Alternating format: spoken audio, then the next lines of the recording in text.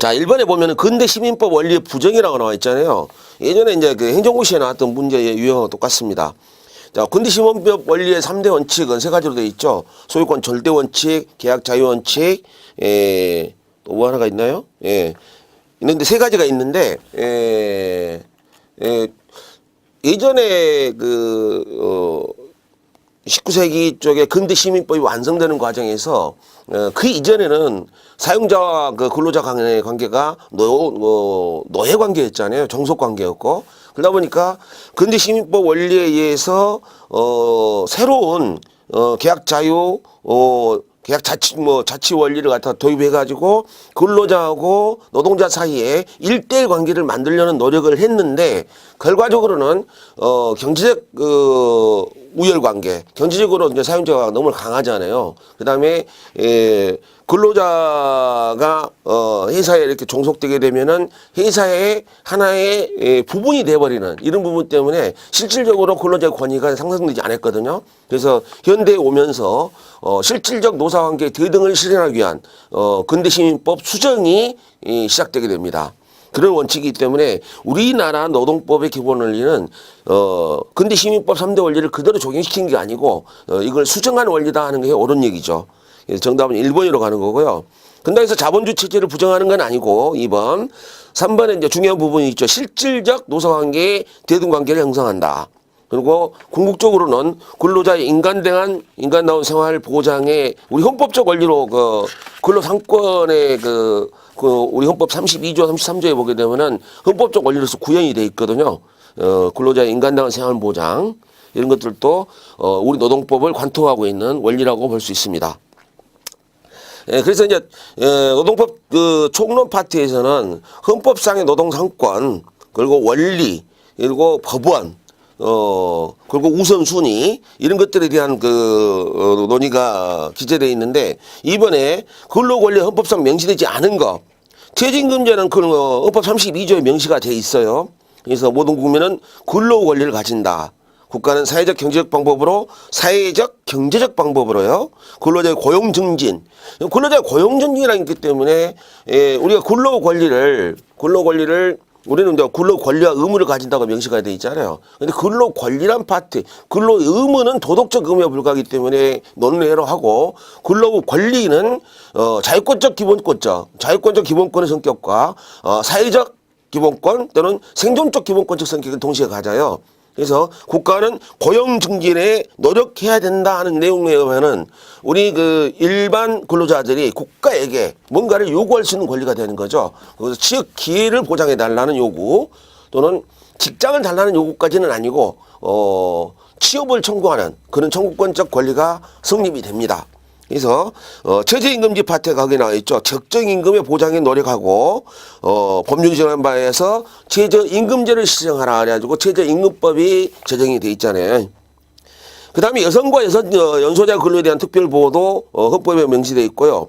국가유공자, 상위군경, 전몰군경의 유가족 이런 부분에 대해서 특별한 근로기회를 보장하라 하는 게 헌법상으로 명시되어 있는 근로권리에 해당되는 부분입니다. 물론 이제 산업재해로부터 보면 개별적 법률에 가게 되면 명시는 돼 있지만은 헌법상의 권리는 아니란 얘기죠. 그래서 여러분들 시험을 치실 때 전체 문제 20문제 중에 한 문제 정도가 노동법 총론 파트의 근로상권과 헌법과 관련되어 있는 부분에서 분명히 한 문제가 출제될 거예요. 그런 걸 출제될 때 헌법상의 권리하고 헌법에서 파생되어 있는 법률상의 권리를 구분을 하셔야 됩니다. 그럼 최저임금제는 헌법상에 명시되어 있는 권리예요. 그러면 헌법상에 명시되어 있기 때문에 국가나 정부는 또는 국회는 우리나라 국가기관은 당연히 그 최저임금제를 실현하기 위한 법을 만들어야 되고 시행을 해야 되겠죠. 노동기본권과 관련한 설명이 있죠. 노동기본권은 헌법상 근로자에게 보장되는 권리다. 모든 국민은 근로권리와 의무를 가진다. 노동기본권이기 때문에 기본권은 또 헌법상의 권리를 얘기하는 거죠. 근데 우리가 시험 문제를 풀 때 언어의 부분에 있어서 말 조심을 해야 돼요. 시험을 덜렁덜렁 이렇게 문장을 읽다 보면은 함정에 빠져가지고 무엇이 옳고 무엇이 틀린지 잘 모르게 되거든요. 그래서 우리 이제 수험생들 예전에 저희들이 공부했을 때는 그런 표현을 많이 썼죠.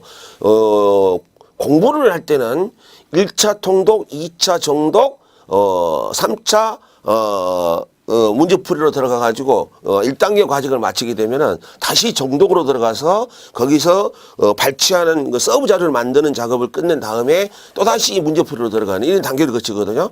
그래서 일반적인 이제 9급 행정이라든가 7급 행정 같은 데서는 시험 공부하는데 몇 회까지 하는지는 잘 모르겠습니다만은 예전에 그 고시 출신자들이 공부했던 정도는 최소 3, 4회 기본 교과서 회독을 끝내고 그리고 문제집 같은 경우도 최대한 가능하면 많은 문제집을 구입을 해서 풀었던 기억이 있는데 그런 문제를 하면서 연습을 했던 게 뭐냐 엑서사이즈 그 중심이 뭐냐 함정에 빠지지만은 말자는 거예요. 특히 1차 시험에서 객관식 시험 문제에서는 함정에 빠지지 않아야 된다. 그러려면은 문장을 씹어 읽는 우리가 문자 씹었다고 그러는데 문장을 또박또박 읽는 훈련을 해야 됩니다. 그래서 특히 법적인 부분에서는 단어 하나하나 또는 토시 하나하나에 의미가 존재하기 때문에 그런 의미를 놓치면은 공부를 많이 해도 고득점을 맞을 수가 없어요. 그래서 여기 부분에 공무원인 근로자는 헌법에서 정하는 자에 한하여 노동상권을 가진다 그러는데 공무원인 근로자에 대해서 헌법적 그 권리 내용을 보면은 공무원인 근로자는 분명히 뭐라고 기재되어 있느냐 헌법 조문에 법률이 정하는 자에 한하여 이렇게 돼 있어요. 그래서 법률에서 정해서 근로상권을 주기도 하고 또는 제한하거나 인정하지도 않겠다는 얘기죠. 그래서 법률이 정한 자에 한해서 근로상권을 갖는다. 그래서 공무원인 근로자에 대해서 헌법상에 누구는 된다 누구는 안 된다. 근로상권은 누구는 된다 안 된다 이렇게 기재되어 있지는 않아요. 그래서 헌법에서 정하는 자에 노동상권을 가지는 게 아니고 법률에서 정하는 자에 한하여 근로상권을 갖는다. 특히 근로상권 중에서 공무원 같은 경우에는 단체를 결성을 하고 단체 교섭하는 것까지는 어느 정도 포괄적으로 인정이 되는데 단체 행동권 특히 쟁의 행위에 대해서는 인정하지 않거나 제한하는 경우가 굉장히 많죠. 예를 들어서 군인이라든가 경찰관, 교도관들한테 단체 행동권을 줘버리면 큰일 나죠. 교도소 문 닫아야 되잖아요. 자, 주요 방위사업체에 종사하는 근로자에 대해서는 특별하게 헌법에 명시가 되어 있습니다. 예? 그래서 근로자의 단체 행동권은 주요 방산업체에 근로하는 근로자의 단체 행동권은 법률이 정한 바에서 제한하고 인정하지 아니할 수 있다라고 나와 있는데 단체 행동권이에요. 그럼 주요 방산업체에 종사하는 근로자라고 해서 근로상권 중에 단체 교섭, 단체 결성 이 부분에 대한 제한이 있는 건 아니죠. 특히 공무원도 그렇잖아요. 결성은 할 수 있어요. 다만 사립학교 교원이라든가 일반 상시 근로자 같은 게 아닌 케이스 사실상 고용관계가 아닌 자들한테는 단체 행동권이 부여되지 않는 경우가 많잖아요. 그래서 헌법상에 어떤 내용들이 있는지를 잘 말로써 이것은 헌법상의 권리가 아니고 법률이 정하는 자에 한하여 단체 행동권이 제한 때는 인정되지 아니할 수 있다. 이렇게 말을 꼭꼭 씹어 읽는 그런 훈련을 하셔야 되겠습니다. 계속해서 6번에서 4번에 가보면 옳지 않은 것 그랬죠. 헌법상 장애인에게 우선 근로의 기회를 주고 있지는 않다. 그래서 이런 부분에 그 시험 문제를 다루는 방법이 뭐냐면은 헌법에 장애인에 관련된 부분이 언급됐느냐 안 됐느냐 이거예요. 그런데 장애인에 대해서는 언급되지 않습니다. 연소자하고 여성 근로자 그리고 전문 공경이라든가 상위 공경 이쪽이 언급되어 있을 뿐이지 장애인에 대한 언급은 없다는 사실을 문제풀이를 통해서 이해를 하시기 바라요. 그래서 근로상권은 성격상 일체를 이루고 유기적 관계에 있다. 그래서 근로상권 헌법상 권리에서는 근로상권에 대한 게 전부예요. 단체 결성을 하고 조직을 하는 거죠. 결성하는 거, 그 다음에 교섭하는 거, 그 다음에 행동하는 거.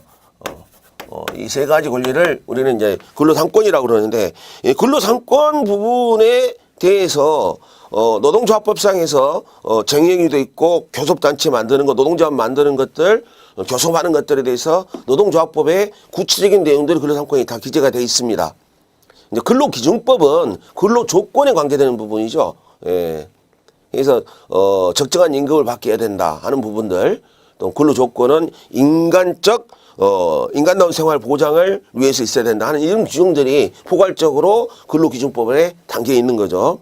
그래서 근로상권은 성격상 일체를 이루는 권리는 맞아요.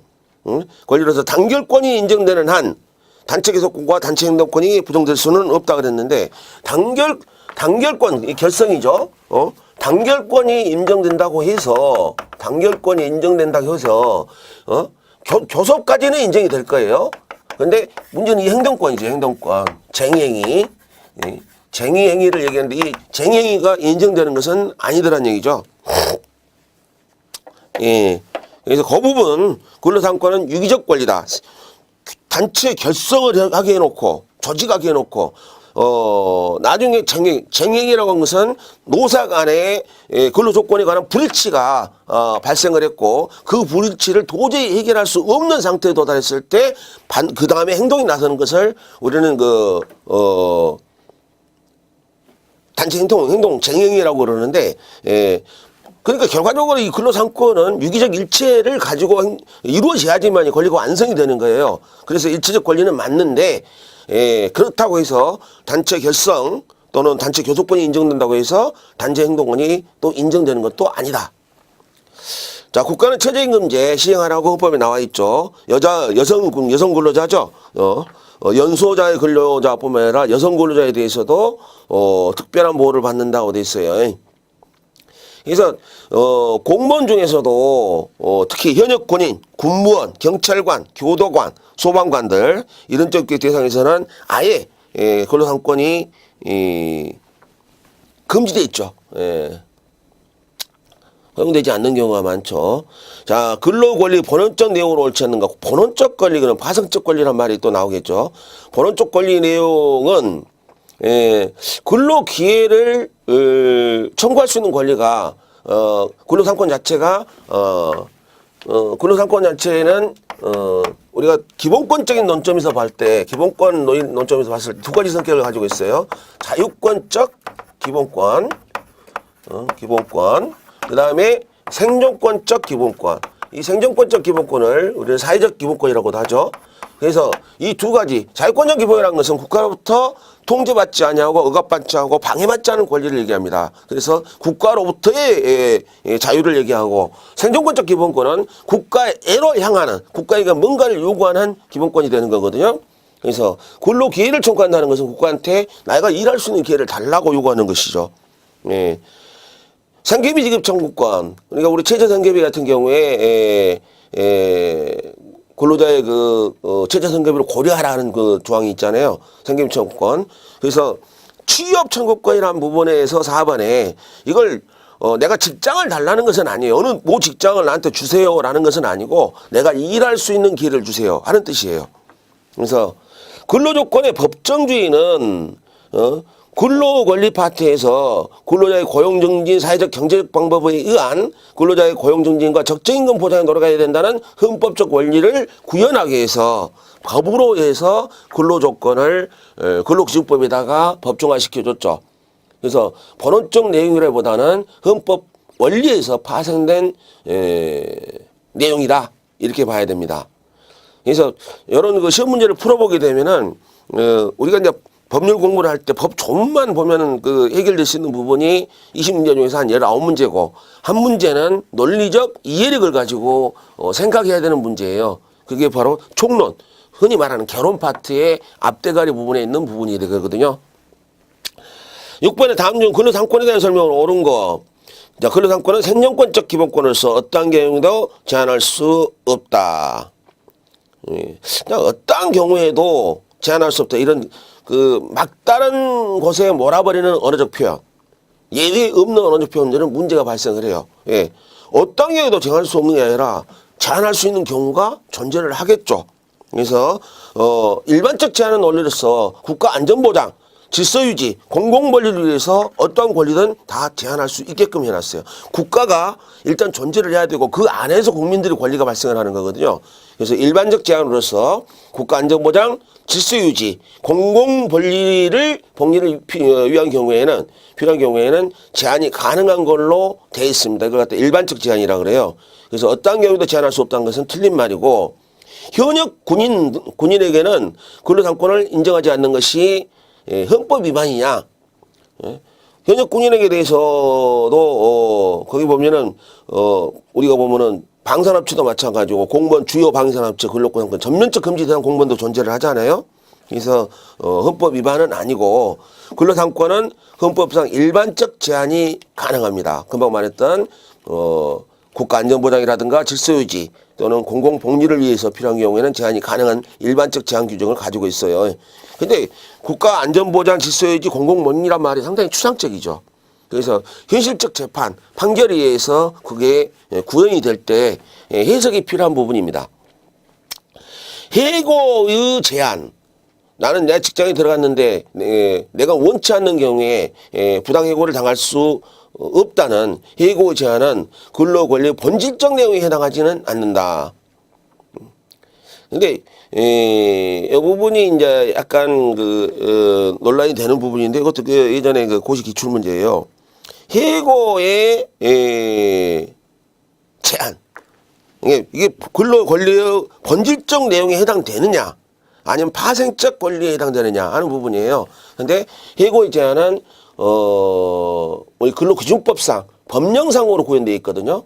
그래서 우리 헌법상에서 해고 제한을 함부로 하지 말아라 하는 구현까지는 안 돼 있죠. 그래서 해당하지는 근로권리 본질적 내용에 해당하지는 않는다. 야, 그렇다면 답이 두 개 되어버리네. 근로상권은 헌법상 일반적 제한이 가능하고요. 근로권리의 본질적 내용에 해당되지 않는다는 부분과 관련돼서 여기 정답을 두 개로 봐야 되는 문제가 발생하네요.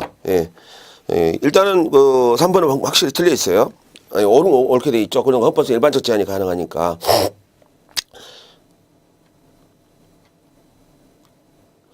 말이 어느 부분이 그러죠. 해고의 제한은 근로권리의 본질적 내용에 해당하지 아니하고 파생적 권리에 해당되는 부분에 있다 하는 얘기잖아요.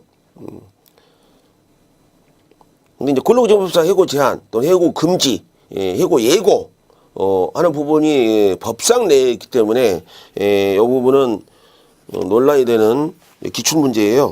기출 문제인데 정답이 두 개가 보이네요. 이거 한번 접근을 다시 해봐야 되겠네요. 내가 문제 검토를 할 때 실제로 보면은 우리가 고시 문제라고 하든가 뭐 일반 자격증 시험 문제에서도 저도 마찬가지고 시험 문제에 오류가 많이 나옵니다. 그래서 법적인 투쟁을 통해서 행정소송을 통해서 정답이 복수 문제라든가 답 없음 문제들이 나오게 되죠. 국가에서 출제하는 문제도 마찬가지예요. 그런데 하물며 이제 일반 강사들이 수업용으로 엑서사이즈 문제를 출제하게 되면은 오류가 처음에 낼 때는 오류를 몰랐어요. 근데 나중에 검토하는 과정에서 오류를 발견하게 되는 경우가 있습니다. 그래서 해고의 제한 부분 6번 문제는 제가 다시 검토하고 수업 중에 다시 말씀드리고 하겠습니다. 해고 제한이 근로권리의 본질적 내용에 해당하느냐 안 하느냐 이 논란이잖아요. 해고의 제한은 어떤 생각하기에는 어때요? 함부로 해고한다면은 취업 권리가 방해되는 거고 그리고 국가로부터 취업 기회를 보장받던 것이 파기되는 거잖아요. 그러면 해고의 제한이 있어야 되겠죠. 함부로 해고 못하게끔 해야 되겠죠. 그렇다면 근로 본질적 권리가 될 수도 있는 여지가 분명히 있네요. 그래서 여기서 보통 우리가 시험 문제 낼 때 이렇게 표현을 하죠. 판례에 의해서 풀어라. 가장 옳은 것을 풀어라. 뭐 이런 식의 문제 유형을 내잖아요. 그럼 논란이 됐을 때 빠져나갈 수 있는 기회 여지를 만드는 시험 문제 출제 유형이에요. 만약에 이제 근로상권에 대한 설명으로 옳은 걸 고르셔가지고 가장 옳은 것을 골라라 하는 표현이 됐다고 한다면 3번이 논란 여지 없이 정답이 됩니다. 근데 4번은 논란의 여지가 있네요. 7번에 헌법상 근로권리에 관한 내용으로 틀린 거. 헌법상 근로권리 국가는 고용 증진에 노력하라고 했죠. 적정임금 보장에 노력을 해야 되고요. 국가가 해야 될 의무 중에 고용 증진 의무, 적정임금 의무 그리고 거기에 따른 최저임금제를 시행하라고 돼 있어요. 그다음에 근로조건의 법정, 근로조건의 법정, 근로조건 인간을 점성하더라 법률로 정한다고 돼 있죠. 그러니까 법정주의죠. 근로조건의 법정주의. 근로조건 기준은 인간의 존엄을 보장하도록 법률로 정하라. 여자와 연소자 근로는 특별 보호함 받죠. 자, 극과 유공자에 대한 근로기회 평등한 보장이라 그랬는데, 평등한 보장을 하게 되면은 국가 유공자들은 뭐 아무래도 신체상으로 전쟁 중에 좀 다친다든가 일반적인 그 불평등 상태에 존재하게 되는데, 그쪽을 1대1 평등한 관계로 봐라 하면은 말도 안 되죠. 그래서 국가 유공자에 대해서는 우선적 근로기회가 부여받고 이 유족까지도 우선적 보장을 받잖아요. 그래서 국가 유공자의 유가족 중 여러분들 공무원 시험 치니까 잘 아시겠네요. 1대인가요? 가족 중에서 자식 중에서 한 명의 경우에 가산점 5점이 주어지죠. 제 그 후배의 막둥이가 그런 경우를 봤어요. 법원직 시험 응시를 하는데 가산점 5점이면 굉장히 큰 거죠. 그것 해가지고 법원직에 합격하는 걸 봤는데, 여하튼 국가 유공자 등에서 근로기회가 평등하게 보장되는 게 아니고 우선적으로 근로기회가 부여받습니다. 8번에 헌법상 근로에 관한 설명을 옳지 않은 거. 모든 국민은 근로권을 가진다. 근로의 의무를 가진다. 연소자 근로는 특별 보호를 받는다. 헌법상 다 나와 있는 부분이죠. 근로기회의 제공을 통하여 생활 무능력자에 대한 국가적 보호 의무를 증가시킨다. 이것도 기출문제인데요. 근로기회의 제공을 통해서 근로기회를 제공했다는 얘기는 일을 하고 있다는 얘기죠. 그러면 생활 무능력자가 일을 안 하고 있을 때는 국가의 보호 의무가 상당히 높겠지만 근로기회를 제공했기 때문에 국가의 보호 의무는 감소하겠죠. 이게 이제 언어의 말장난이에요. 사법고시 선택 문제에서 나왔던 문제 같아요.